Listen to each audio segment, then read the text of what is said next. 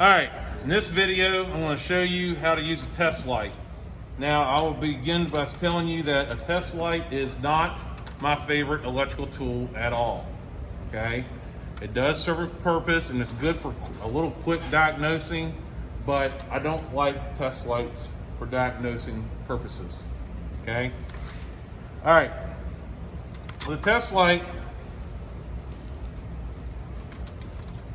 you have a little alligator clamp and you have a little bulb in here. Alligator clamp, we're going to connect that to negative. So right here on the body ground, right on the strut tower, that's where I connected my clamp.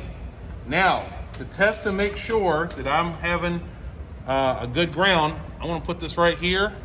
And if you look, you can tell that my light lit up.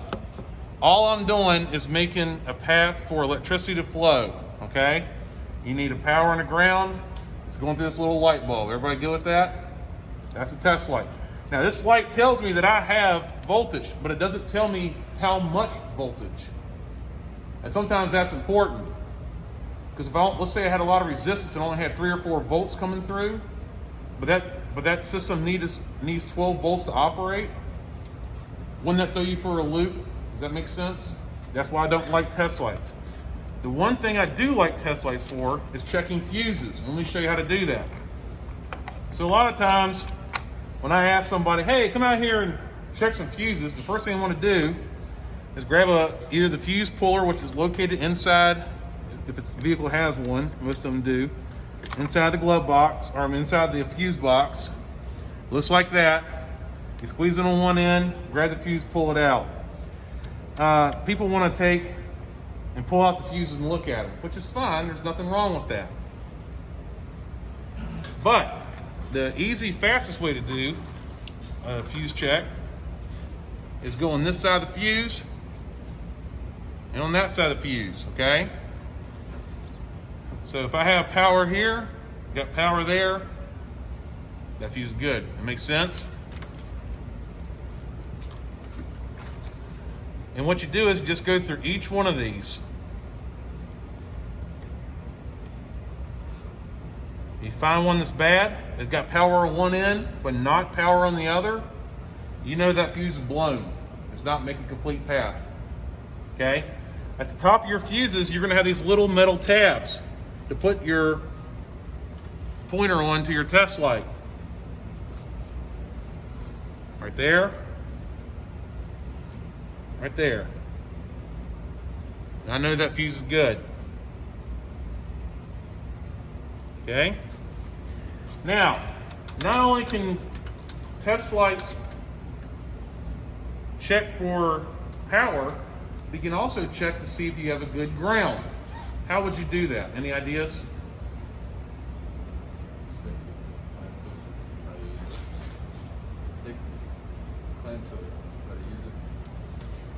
Yeah? Yeah. All right. So look.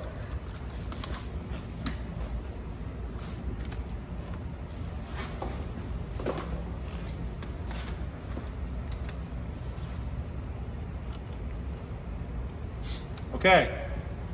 That's a power right there, okay? So instead of sticking my alligator clamp to a ground, I'm finding a power source to stick it to, okay? And here's how you tell if you have a good ground. So now, you go through, okay, that's grounded. You know, is the engine grounded?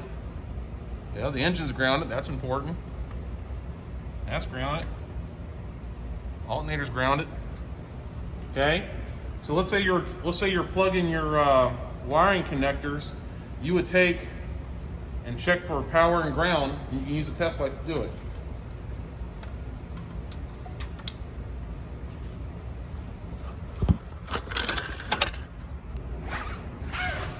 All right, fuses.